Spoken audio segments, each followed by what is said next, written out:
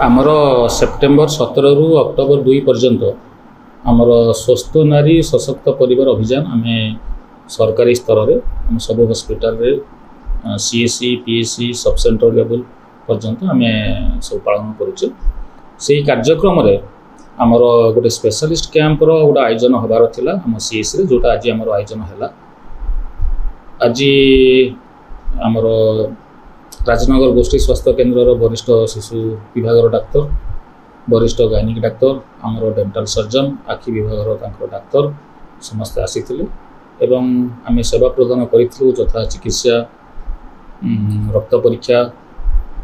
औषध बंटन एवं ता सहित चषमा भी बंटन कराइथिला। एते पर्यंत 300 रु ऊर्ध्व हो सारे आहरी रेजिस्ट्रेशन चली आज प्रोग्राम ये गोटे सक्सेस प्रोग्राम आम अनुमान करुचे 500 लोक चिकित्सा आम शिविर दे पार।